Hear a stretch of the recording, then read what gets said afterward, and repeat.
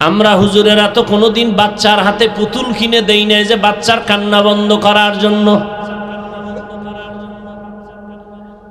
আর আপনি কেমন মা কেমন বাবা, সন্তানটার সামনে পুতুল কিনে দিলেন। ওয়াজে আইছে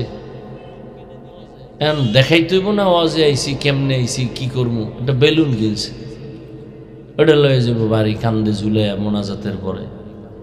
জিগে ওয়াজে কি পাইছো, কয় যে মোনাজাতে বেলুন কবুল হয়ে গেছে। অথচ রহমতের কলিজার টুকরা সাহাবী আবু বকর সিদ্দিক রাদিয়াল্লাহু তাআলা আনহু, রহমতের নবীর কলিজার সাহাবী আম্মা জান আয়েশা রাদিয়াল্লাহু তাআলা আনহার হুজরায় বসে কথা বলেন। রহমতের নবী ঢুকছেন, আবু বকর বসে আছেন। আয়েশা, নবী বললেন, আয়েশা এমন করে বাবারে পাশে নিয়ে কথা বলবা না, শয়তান ধোঁকা দেওয়ার জন্য বসে আছে। বড় কঠিন। এই ওয়াজ মাহফিল না থাকলে, মানুষ তো বলে ওয়াজ দিয়ে কি হয়, এই ওয়াজ না থাকলে পুরো দেশটা এখন সিনেমা হল হয়ে যেত, পুরো দেশ। ওই কিছু বেয়াদব আছে, ওয়াজ দিয়ে কি হয়। আল্লাহ হেদায়েত দান করুন। ওয়াজের কারণে বহু মানুষ নামাজ পড়ে, কি হয় মানে ওয়াজের কারণে কত মানুষ তওবা করে দাওয়াত তাবলীগে যায়, পীরের কাছে যায়, দাড়িওয়ালা হয়েছে, জিকির করনেওয়ালা, হারামখোর হালালখোর হয়েছে। ওয়াজ দিয়ে কি হয়? ওয়াযাক্কির ফাইন্না যিকরা তানফাউল মুমিনিন, আলোচনা চালায় যাও, মুমিনদের উপকার হবে, ক্ষতি হবে না। তুমি তরকারি পাইছো খাইতে থাকো, শাক ডিম দুধ পাইছো খাও, খাওয়ার পরে তুমি যদি এই বিষয়ে কিছু না জানো, খাইলে কি হবে? কয় না জানলেও টেনশন নাই, ও ভিতরে গিয়ে ওর কাজও করবে। তুমি জানো না, এই জন্য ডিম গিয়ে ভিতরে ভিটামিন দিবে না। আলোচনা চালায় যাও, ফায়দা হবেই, সবার না হলেও কারো না কারো হবে।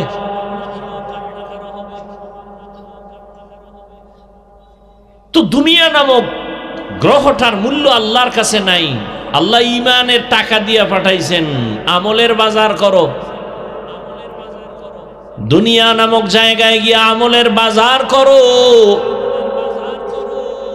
আল্লাহ যখন ঈমানের টাকা দিয়ে পাঠাইছেন, কিছু দুনিয়াদারেরা দুনিয়াতে আইসা দেখে রং বেরঙের রংমহল, এত সুন্দর গুলশান বাড়ি দ্বারা, এগুলো দেখতে দেখতে দেখতে দেখতে এতটা মজা পাইয়া গেছে, আখেরাত যে আছে এটা তার মনেই নাই। ওই ছেলের মতো মনে আছে না, ওই যে বাজার করতে গিয়ে খেলায় মগ্ন হয়ে গেছে। ওর বাবায় যে ওরে টাকা দিয়া পাঠাইছে বাজার করতে, মনেই নাই।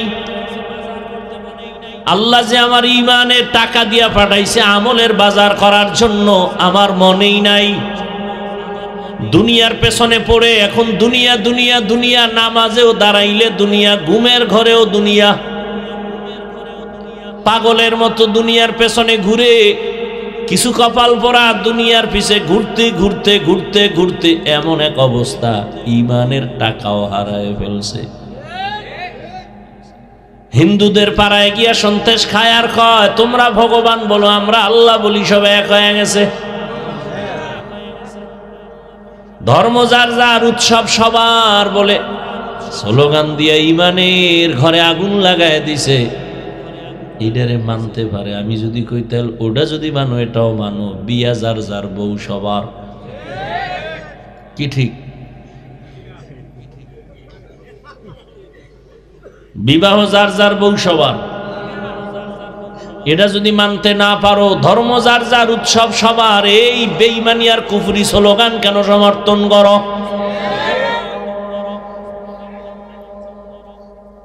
ও আখেরাতের বাজার করবে, আখেরাত আছে বলে খেয়াল নাই, মনেই নাই। দুনিয়া দুনিয়া করতে করতে একদল তো ঈমানও হারায় ফেলেছে।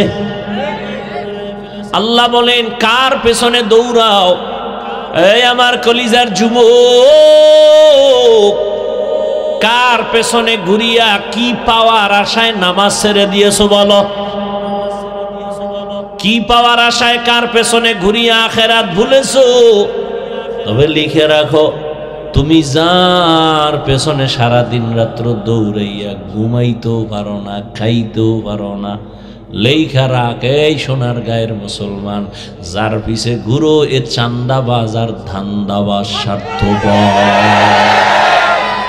ভালো করে লিখে রাখবা, এই চান্দাবাজ আর ধান্দাবাজ কত তোমার স্বার্থপর বন্ধু জানোনি? স্বার্থে যদি আঘাত লাগে দল থেকে নাম কাটবে না, লেখা রাখো কল্লা পর্যন্ত কেটে দিবে। এলো সোনার বাংলার রাজনীতি, চান্দাবাজি আর ধান্দাবাজি রাজনীতি। এই তোমারে মারার জন্য শত্রু লাগবে না, কিন্তু তোমার বন্ধুই রেডি। ভাগে কম পড়লি বলবে ওরে মাইনাস কর। আমি বানায় বলতেছি, আকাম চলে না সোনার বাংলায়। এর নাম চান্দাবাজি আর ধান্দাবাজি রাজনীতি। এরাই আবার মুসলমানকে ডিভাইডেড করার জন্য বলে হুজুর ওয়াজ করেন, ধর্মের ওয়াজ করেন, রাজনীতির ওয়াজ করবেন না। এই কথাটাও বেঈমানি কথা। বলেন এই কথাটাও কি বেঈমানি কথা? ধর্ম আর রাজনীতি আলাদা নয়। ইসলামের রাজনীতি আর কোরআন ধর্ম এক। নামাজ আর ইসলাম আলাদা, ঠিক আল্লাহর আইনের রাজনীতি আর ইসলাম। সুলাইমান নবী গোটা দুনিয়া চালাইছেন, কোরআনে আছে।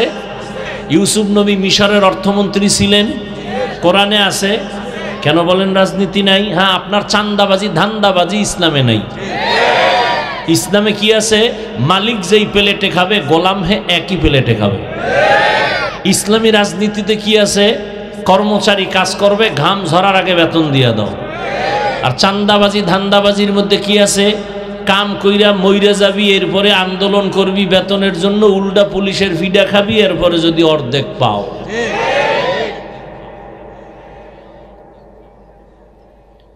ইয়া আইয়ুহাল্লাযীনা আমানুত্তাকুল্লাহা ওয়াল তানজুর নাফসুম মা কদ্দামাত লিগাদিন ওয়াত্তাকুল্লাহ ইন্নাল্লাহা খাবীরুম বিমা তা'মালুন।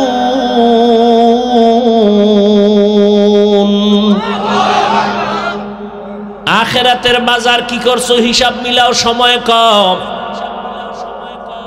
কয়দিন হায়াত তোমার? ইদানিং কালে যত মানুষ মরে অধিকাংশ সুস্থ মানুষ মরে, অসুস্থটি কম মরে। না বুঝা ঠিক কইও না, আমি শেষ করছি। তুমি আন্দাজি কি ঠিক কও? চুপ করে থাকা যায় না। শয়তানে যারে ধরে কাম তুই আকাম করে। তুই চুপচাপ কথা শুনলে সমস্যাটা কি?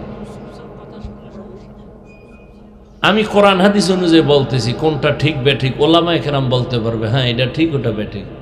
তুমি কি ভূত বয়ে বয়ে ঠিক ঠিক, তোমার আর কাম নাই। এই চাকরি দিছে কে তোমার?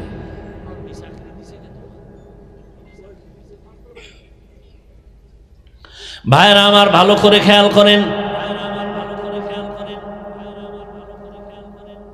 সামনের জীবন তোমার আসল। ইদানিং কালে যত লাশ মরণের খবর যত পাই, অধিকাংশ অল্প বয়সের মানুষ মরে এবং সুস্থ মানুষ, অসুস্থরা কম মরে। ডাক্তার কয় অসুস্থ রোগীরে যা মনে চায় খাওয়াও বাঁচবে না, কিন্তু সে অসুস্থ লোকটা রাস্তায় চলে লাঠে হাতে লাঠি নিয়ে, আর সুস্থ মানুষ কম বয়সের তার সামনেই মরে গেল। করোনার দিকে তাকায় দেখো যুবকের লাশ। ছাত্র জনতার আন্দোলনে তাকাও যুবকদের লাশ। ঘুমের বিছানায় তাকায় দেখো যুবকের লাশ। পানির মধ্যে গাড়ির তলে তাকায় দেখো যুবকের লাশ। আমার আফসুস লাগে, মানবে না হুদা কি বলবো, আফসুস লাগে যে যুবকের মাথা এত খারাপ হইছে। বাঁচতে চায় অনেক দিন, কিন্তু হাতের মধ্যে অ্যাটম বোম লইয়া চলে, যেগুলি থাকলে মরবে তাড়াতাড়ি। বাঁচতে চায় অনেক দিন, কিন্তু যে আকাম লইয়া ঘুরে এটা তাড়াতাড়ি মরবে, তাড়াতাড়ি। কত তাড়াতাড়ি? একদিনেরও গ্যারান্টি নেই। এক মরণের ফাঁদের নাম এই মোবাইল। মোবাইলটা হাতের মধ্যে নিয়ে সরে যুবক, নিজেরে কত বাহাদুর মনে করো, কিন্তু এই মোবাইলের দিকে তাকাইয়া থাকিয়া সারাটা রাত তুমি গুনায় কাটাইছো। এই মোবাইলের গুনাহ দেখতে দেখতে দেখতে দেখতে চেহারা নষ্ট। মোবাইলের কারণে তোমার কিডনি নষ্ট, হার্ট দুর্বল, ব্রেন দুর্বল, লেখাপড়া দুর্বল, চরিত্র দুর্বল। সারাটা রাত দরওয়াজা জানালা বন্ধ করে মোবাইলের দিকে তাকাইয়া শুধু জেনা জেনা চলে, চোখের জেনা, হাতের জেনা, কানের জেনা, অন্তরের জেনা। কেমন যেন মনে হয় আপনাদের ঘরের মধ্যে পুরা রুমে রুমে জেনা চলে। এক ঘরে ছেলে ঘুমাইছে, ও মোবাইলে জেনা করে। আর এক রুমে মাইয়া ঘুমায়, ও মোবাইলে জেনা চলে। কানের জেনা, চোখের জেনা, কবিরা গুনাহ দেখে। মনে হয় এই পরিমাণ গুনাহ তো হতেই আছে, এটা তো পরকালের ভিডা। কিন্তু নগদ কি ক্ষতি হইতেছে জানেননি? চেহারা নষ্ট, কানের পার্স নষ্ট, চোখের পাওয়ার নষ্ট, হার্ট দুর্বল, ব্রেন দুর্বল, কিডনি দুর্বল। মানুষের জীবনের সুস্থতার জন্য আল্লাহ একটা ঔষধ দিছেন, ফ্রি ঔষধ, মহা ঔষধ। সারা দুনিয়ার ডাক্তারেরা আল্লাহর জাতের কসম কেন খায়? মানুষ বিশ্বাস মজবুত হওয়ার জন্য। আল্লাহর জাতের কসম, কসমের কথা বিশ্বাস যদি না করো তোমার ঈমান শেষ। আল্লাহর জাতের কসম, সারা দুনিয়ার, শুধু বাংলাদেশ না, সারা দুনিয়ার চিকিৎসা বিজ্ঞানীরা বইয়াও এই ঘাটতি কোনোদিন পূরণের ভিটামিন দিতে পারবে না, যেই ভিটামিন আমার আল্লাহ ফ্রি ভাবে দিছে শরীর সুস্থতার জন্য। ওই ভিটামিন হলো ফ্রি ঔষধ সুস্থতার জন্য, রাতের ঘুম। পৃথিবীর কোন ডাক্তার এই ঘুমের বিপরীত কোন ঔষধ দিতে পারবে যে তুমি না ঘুমাইলেও সুস্থ থাকবা? পৃথিবীর কোন ডাক্তার। অথচ সব ডাক্তার ঘুমা, রাতের ঘুম। ঘুম নাই, পেটে ডিস্টার্ব, ঘুম নাই, চেহারা নষ্ট, ঘুম নাই, দিমাগ নষ্ট। আর সেই ঘুমকে আমি হাফিজুর রহমান নষ্ট করতেছি, দুঃখ পারি না, চেষ্টা করলো। বয়ান শেষ কইরা বাসায় আসতে আসতে ফজরের আজান। কি করি আল্লাহ মাফ করো, একটু দিনের কাজ করি, আর কি করার। তুমি কি করো? তুমি যে সারা রাতের ঘুম মারছো, কি করছো? ওয়াজ করছো না কত মাইয়ার জীবনের উপরে হামলা করছো? নিজের জীবনের উপরে ছুরি দিয়া জবাই করলে এত ক্ষতি না, এই মোবাইল দিয়ে যে ক্ষতি সাধন করতেছো সারাটা রাত। তুমি তো মনে করো তোমাকে খুব সুন্দর লাগে না, তুমি কার্টুন দেখতে দেখতে নিজে কার্টুন হয়ে গেছে। তোমার শরীরের মধ্যে কিচ্ছু নাই, রুহু ছাড়া। আজরাইল রুহুটা নিলে তুমিও নেই। তুমি যতই বাহাদুরি করো, করতে পারো আমার সামনে, কিছু বলার নেই। আমি যে কথা বলছি 14 গোষ্ঠী মিলে আমার এই কথাকে এক বিন্দু পিছে ঠেলে দেওয়ার কোনো সাহস নেই কারো। তুমি বাহাদুরি করতে পারো, আপনি কইছেন, আমি কইছি, এ কথাই বাস্তব। অকালে মরণ হবে, অকালে কিছুদিন পরে বিছনায় পড়ে যাবে, হার্ট দুর্বল হবে। ডাক্তার কয় কোনো রোগ নাই, হঠাৎ মরে গেছে। কেন হঠাৎ মরবে কেন? হঠাৎ একটা রোগ হইছে দুনিয়ায় নতুন ভাবে, হঠাৎ রোগ। কি সে হঠাৎ রোগের নাম কি? হ্যাঁ, আরো আকাম কর। সারা রাত মোবাইলে অপরাধ করবি আর হঠাৎ করে স্ট্রোক করে মরে যাবে, বুকে ব্যথা। বিশ্বাস হয় না? কপাল পুড়ছে তো। আজকে বাসায় যে মোবাইল হাতে নিয়ে গুগলে লেখবা, টাচ মোবাইল দেখলে শরীরের অঙ্গের কি কি ক্ষতি হয়। ওখানে কোনো হুজুর নাই, সব তোমাকে মাথার মুকুট, প্যান্ট শার্ট টাইওয়ালা চিকিৎসা বিজ্ঞানীরা যথেষ্ট পরিমাণ থিওরি দিয়ে রাখছে কি কি ক্ষতি হয়। আমগো কথা না মানলে তুমি ক্ষতি হবে না, কিন্তু চিকিৎসা বিজ্ঞানীদেরকে না মানলে তো তুমি মানুষ না। আমাকে হুজুরকে না মানলে তোমার তেমন ক্ষতি হবে না। আর আমরা এজন্য আফসোসও করি না। এই জন্য বললাম যে বাঁচতে চাও অনেক দিন, কিন্তু যে আকাম শুরু করছো তাড়াতাড়ি মরার আকাম। আর এক মরণ ফাঁদ হাতে লয়ে লইছে, বাপের টাকা আছে রাখার জায়গা নাই, বাইক, ওটা হলো আর এক মরণ ফাঁদ। ওটার উপরে বইলেই শরীরে খেলে আগুন বাইরে, কোনো শীত নেই। আর পেছনে যদি কোনো বিপরীত পার্স থাকে তো আরো আগুন, ধাম ধাম করে ওখানে হেনে পরে চাকার তলে। আমি কি বানায় বলতেছি? এই যুবক, যদি বলো সত্য বলছি, তা কালকে সকাল থেকে ঘর থেকে যখন বের হবি মায়ের থেকে চির বিদায় নিয়ে নিবি। প্রতিদিন বের হবি বিদায় নিয়ে, মা ফিরে আসতেও পারি নাও আসতে পারি, কারণ মরণ ফাঁদের উপরে আমি চলি। বিদায় নিবি মায়ের থেকে, কারণ আর সময় পাবি না। চোখের সামনে দেখতেছো কি পরিমাণ বাইক অ্যাক্সিডেন্টে মানুষ মরে, এটা জরিপ দাও। বাংলাদেশে জরিপ দাও, এই বাইকে কি পরিমাণ যুবক মরে যাচ্ছে, খবর লও। তো তুমিও মরবা, ওই বুদ্ধি লইয়ে তো চলো, তো মায়ের থেকে আগে বিদায় নিয়ে রইল। হয়তো কষ্ট যাইতেছে, কথা যা বলি লারাবার মতো 14 গোষ্ঠীর কোনো ক্ষমতা নেই। তুমি মানবা না সেটা ভিন্ন কথা। আল্লাহ হেদায়াত দান করুন। তা তুমি এরকম করে কি হতে চাও? না দুনিয়ায় থাইকেও কিছু করতে পারলা, মইরা গিয়েও কিছু করতে পারলা না, কি হইল? এমন জীবন কামাই করছো যে মরলে তোর কলিজার মাও মনে মনে খুশি যে একটা বিপদ গেছে, ওর চরিত্র এত খারাপ, মানুষে খালি আমাকে লজ্জাই দেয় যে এই ছেলে জন্ম দিছ কা। তো মইরা গিয়া আমি মা বেঁচে গেলাম, কারো দ্বারা আর লজ্জা পেতে হবে না। তাহলে জীবনে কি কামাই করলা? আল্লাহ হেদায়াত দান করুন। ইয়া আইয়ুহাল্লাযীনা আমানুত্তাকুল্লাহা ওয়াল তানজুর নাফসুম মা কদ্দামাত লিগাদ। আল্লাহ বলেন পরকাল জীবনের জন্য কি অর্জন করেছো তাড়াতাড়ি হিসাব মিলায় নাও। এবার হিসাবটা মিলায় দেখেন তো, আপনারা যারা দুনিয়া দুনিয়া করিয়া আখেরাতকে একেবারে ভুলেই গেছেন, বলেন আপনারা কত উপরে, আর আমরা যারা আখেরাত আখেরাত করি আমরা কত নিচে আসি বলেন। আপনার বলার ক্ষমতা নেই, আমি বলি তা শুনেন। চেয়ারম্যান সাহেবের চেয়ারের মেয়াদ শেষ, এমপির মেয়াদ শেষ, মন্ত্রীর মেয়াদ শেষ, এসপিডিসির মেয়াদ শেষ, কিন্তু আমরা আখেরাতওয়ালাদের চেয়ারের কোনো মেয়াদ নাই। আমরা দুনিয়ায় বাদশাহ, পরকালও বাদশাহ। টাকা দিয়া সম্মান কিনলে একবার ফুলের মালা, ফাইনালে জুতার মালা। টাকা দিয়ে কিনছে সম্মান, টাকা যতদিন সম্মান ততদিন, টাকা নাই সম্মানও নাই।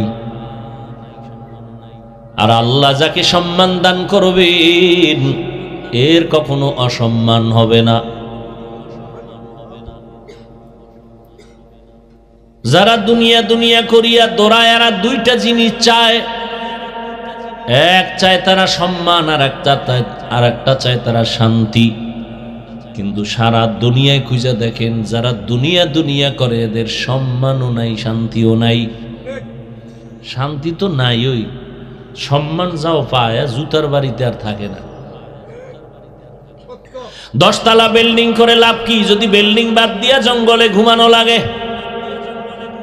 কোটি টাকা ব্যাংকে রেখে লাভ কি যদি তোমার বংশের কেউ ভোগ করতে না পারে? এই বাহাদুরি বাদ দিয়া টিনের ঘরে থাকো, অনেক আরাম। বড় লোকের মাইয়া বিয়ে করে লাভ কি যদি মাইয়া তোমারে স্বামী বইলে 1 গ্লাস পানিও দিতে না পারে? তোমার এমন পোড়া কপাল যে বউয়ের হাতের ভাত তোমার কপালে নাই, কারণ তুমি চৌধুরী বংশের মাইয়া বিয়ে করছো। আগুনের কাছে যাবে না, ও দুনিয়াতে আসার থেকেই পুতুল হয়ে আছে, ঘরে মা কাম শিখায় না। কাজের লোক এর পাক খাও না, কাজের লোকের হাতের রান্না খাও। কেমন সান কপাল তোমার যে কাজের লোক বাথরুমে যায় ঠিকমতো পরিষ্কার পরিচ্ছন্ন হয় না, আরে এমনি ঘরটার পরিষ্কার করে, এটা মাইনে নেওয়া যায়। আমার রান্না করে খাওয়াইব কাজের লোকে, আমার কপাল এত খারাপ। খারাপ হবে না কেন? ফকিন্নির বাচ্চার মতো বউ আনতে যাইয়া শ্বশুর বাড়ি থেকে খাইছো যৌতুক নামের পায়খানা। তোমার মতো ফকিন্নি দুনিয়াতে আর কে? তোমার মতো জালেম ডাকাত আর কে? তুমি তো বড় ডাকাত।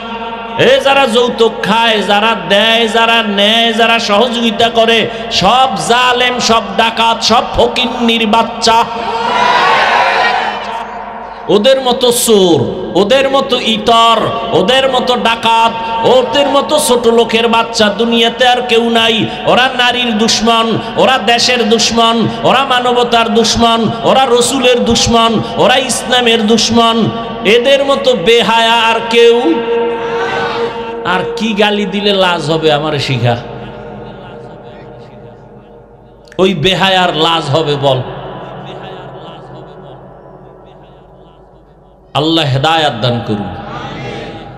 এক যুবক কয় মোটামুটি নিয়ত করছি খামু না, কিন্তু আব্বা এত মান্নত করে ফেলাইছে, ওটা খাওয়াই লাগবে।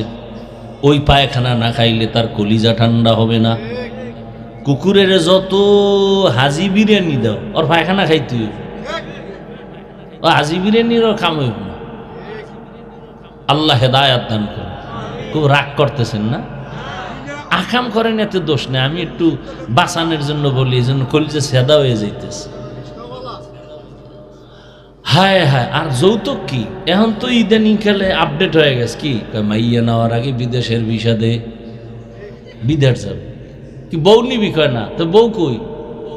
থুই যাবো। পাহারা দিবে কে? আমার ছোট ভাই। হাসেন কেন? এর জুতা দিয়ে বাইরে লিখি এডির জাল মিটেনি। এত বড় কপাল পরা নিমক হারাম মানুষ কেমনে হয়?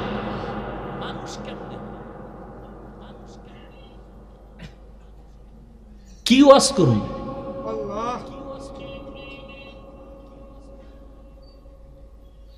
তো দুনিয়ার মধ্যে যারা দুনিয়া দুনিয়া করে না, দুইটা জিনিস চায়। এক নম্বরে চায় সম্মান, আর একটা চায় শান্তি। দোনোটাই পায় না কেউ না। কোনো দুনিয়াদার শান্তিতেও নাই, সম্মানেও নেই। তো পিছে ঘুরে লাভ কি? আখেরা তো আড়াইলো, দুনিয়াও আড়াইলো। এজন্য আল্লাহ বলেন, লা ইয়াগুররান্নাকা তাকাল্লুবুল্লাযীনা কাফারু ফিল বিলাদি মাতাউন কলিলুন সুম্মা মাওয়াহুম জাহান্নাম ওয়া বিইসাল মিহাদ।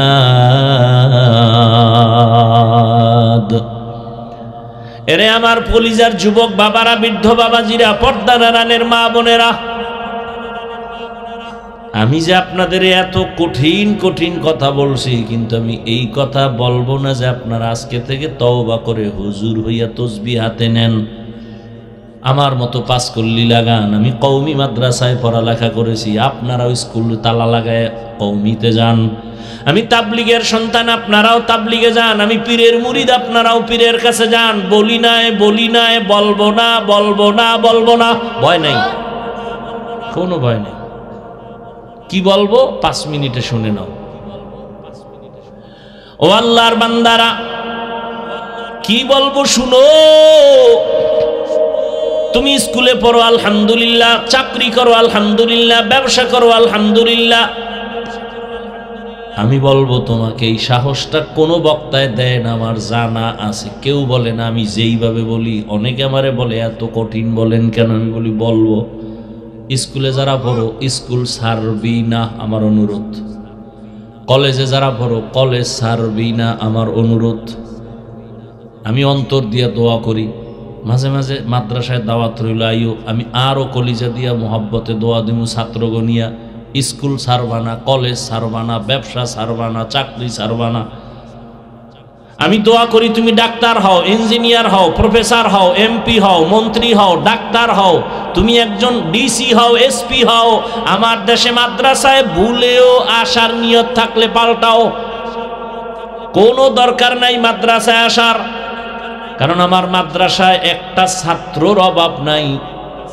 আমার দেশে আলেমের অভাব নাই, হুজুরের অভাব নাই, মাওলানার অভাব নাই। আমার দেশে এখন ডাক্তারের অভাব, ইমাম। আমার দেশে এখন প্রফেসরের অভাব, ইঞ্জিনিয়ারের অভাব। তবে একটা কথা আমার এখানে আছে, তুমি ডাক্তার হও, ইঞ্জিনিয়ার হও, ব্যবসায়ী হও, দাবি আমার একটা, বেয়াদব হবা না। অনুরোধ। বলবা হাফিজ ভাই বেয়াদব হব না, তার ব্যাখ্যা কি? 3 জায়গায় বেয়াদবি করলে মরার আগে শেষ হয়ে যাবি, তোর লাশটাও কেউ খুঁজে পাবে না, এমন কপাল পুড়বে। 1 নম্বরে মা বাবার সাথে বেয়াদবি করবি না, 2 শিক্ষকের সাথে বেয়াদবি করবি না, যুবকদের বলি। 3 উলামায়ে কেরামের সাথে বেয়াদবি করবা না। মা বাবার দোয়া নিও, কষ্ট দিয়ে যদি বরদোয়া নেও মরার আগে পঙ্গু হয়ে যাবা। শিক্ষকের সাথে বেয়াদবি করে যদি বরদোয়া কপালে লেগে যায় লেখাপড়ার জগৎ থেকে হারিয়ে যাবা। উলামায়ে কেরামের কলিজায় যদি ব্যথা দিয়া তুমি বরদোয়া নিয়েই নাও তোমার জীবনের চরিত্র থেকে হারিয়ে যাবা। অতএব তুমি ডাক্তার হও, আদর্শবান হও, আদর্শবান ইঞ্জিনিয়ার হও, আদর্শবান প্রফেসর হও, মা বাবার দোয়া নিয়া, শিক্ষকের দোয়া নিয়া, ওলামায়ে কেরামের দোয়া পরামর্শ নিয়া নবীর তরিকা মেনে চলো। এবার বাস্তবে একটু মিলাই দিয়া বিদায় নেই। বাস্তবে একটু দেখো তো বাবা, তোমার মতোই যুবক জীবনে মাদ্রাসায় পড়ে নাই, কোনোদিন আলিফ বা তাও শিখে নাই, স্কুলে পড়ে, কলেজে পড়ে, চাকরি করে, ব্যবসা করে, বলো, তুমিই বলো 5 বেলার নামাজও ঠিক মতো পড়ে আসেনি। অশেষ বয়ান শেষ। এবার তোমার এটাই জীবনের শ্রেষ্ঠ বয়ান, আর নতুন বয়ানের দরকার নেই। তুমি নিজের বিবেকটাকে বলো, তুমি কেন পারো না? অবশ্যই তোমার কপালে কারো অভিশাপ লাগছে, বরদোয়া লাগছে, না তুমি পারো না কেন? তোমার মতো যুবক রাস্তায় গাড়ি চালায়, নামাজ পড়ে, বলো বাবা তুমি পারো না কেন? তোমার মতো যুবক জেনারেল লাইনে থাকি আর আর্মি, পুলিশ, বিডিআরের চাকরি করে, 5 ওয়াক্ত নামাজ পড়ে নাই, বলো তুমি কেন পারবা না? তোমার মতো যুবক নদীর মধ্যে মাছ ধরে, 5 বেলার নামাজ পড়ে, বলো তুমি কেন পারবা না? তোমার মতো জেনারেল লাইনের মানুষটা জমিনে কৃষিকাজ করে, নামাজ পড়ে, ডাক্তার, প্রফেসর, ইঞ্জিনিয়ার, 5 বেলার নামাজি, ঢাকা কলেজে গিয়ে প্রমাণ নাও।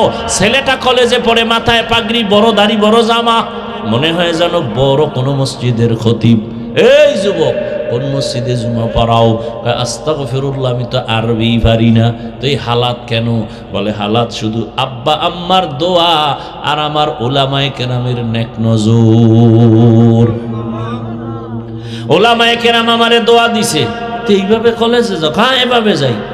আমি কলেজে যাই, ক্লাস করি, নামাজ ছাড়ি না, টুপি ফালাই না, পাগড়ি ফালাই না, দাড়ি ফালাই না, জামা ফালাই না।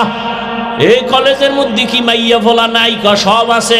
তোরে মাঝে মাঝে আড্ডায় ডাকে না? কয় ডাকে। শিক্ষকেরা দোয়া করে আমি ভালো, শিক্ষিকারাও দোয়া করে ছেলেটা ভদ্র।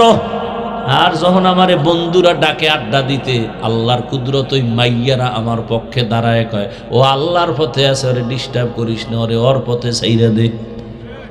আমার আর টেনশন আছে, আমি জান্নাতে আছি দুনিয়ায় থেকেই। এতক্ষণ আলোচনায় কি বুঝলা? হুজুর হওয়া ছাড়া কি জান্নাত নাই? জেনারেল লাইনে থেকে কি জান্নাত পাওয়া যাবে না? বাস, আর কি ওয়াজ করবো বলো তো? তোমার মতো যুবক র্যাব, আর্মি, পুলিশ, বিডিআরের চাকরি করে, নামাজি, দাড়িওয়ালা, তুমি পারো না কেন? অবশ্যই তোমার কপাল খারাপ, তোমার কপালে কারো অভিশাপ লাগছে। অনুরোধ করে বলছি রে বাবা, এখন থেকে তৈরি হয়ে যাও, মা বাবার দোয়া নাও। পর্দার আড়ালের আম্মা জানদেরকেও বলবো, আপনাদের সন্তানদের যা শুনাইলাম, আপনারা দোয়া না করলে, চেষ্টা না করলে এগুলো বাস্তবায়ন হবে না। কারণ এই দুনিয়ায় হয়েছে মায়ের কারণে, বাবার কারণে, মায়ের দোয়া আর চেষ্টার কারণে। ওসি সাহেবের ব্যবহার ভালো মায়ের কারণে, ডিসি সাহেবের ব্যবহার ভালো, খোঁজ নিয়ে দেখবেন তার মা ভালো। এরে আম্মা জানে কারণেই তো আপনাদের অনেক সম্মান। আপনারা নবীদের মায়ের মতো, সাহাবায়ে কেরামের মায়ের মতো, হাফেজে কোরআনের মায়ের মতো। আপনারা তো আম্মা জান আয়েশা রাদিয়াল্লাহু আনহার মতো দামি নারী, আপনারা তো খাদিজা রাদিয়াল্লাহু আনহার মতো নারী, আপনারা তো ফাতেমা রাদিয়াল্লাহু আনহার মতো দামি নারী। আপনার ছেলেটাকে এখন ডাক্তার বানাবেন, তবে দাবি বেয়াদব বানাবেন না। আপনার সন্তানের ব্যবহারে কোনোদিন মা বাবা, শিক্ষক, ওলামায়ে কেরাম, মুরব্বীরা যেন কষ্ট না পায়। কষ্ট পেলেই অটোমেটিক বরদোয়া চলে আসবে। রাস্তায় বহু পাগল দেখি, শিক্ষিত পাগল, ইংলিশে কথা কয়, লঙ্গির অর্ধেক নাই। কি এমন কেন? ও কি আলাদা কোনো কোচিং করে ইংলিশ শেখার জন্যই পাগল? খুঁজা টুইজা বের করলাম না, আসলে সে ভালো ছাত্র ছিল, বেয়াদবি করার কারণে পাগল হয়ে গেছে। বহু পাগল দেখছি রাস্তায়, আরবিতে কথা বলে। ভালো ছাত্র ছিল, বেয়াদবি করছে, পাগল হয়ে গেছে। বরদোয়া হাতুটায় করা লাগে না, কষ্ট আসছে, একটা নিঃশ্বাস বের হয়েছে, শেষ, তুই শেষ। এই যত ভেজাল দেখো বাংলাদেশে সব আলেমদের বরদোয়া। আলেমরা বরদোয়া করে না, কোনো আলেম করে না, কিন্তু নিঃশ্বাস যে বের হয় অনিচ্ছায়, এটা আগুন। এটা তোর কপালে পড়লে তোর মাইয়া শেষ, বউ শেষ, তুই শেষ, বাড়ি শেষ, দুনিয়া শেষ, ক্ষমতা শেষ। এটা একটা আগুন। মাইয়ার কিডনি নষ্ট হবে কেন? শিশু বাচ্চা ও মরবে কেন? এই জন্য অনুরোধ করলাম, তুমি যা হও বেয়াদব হইও না।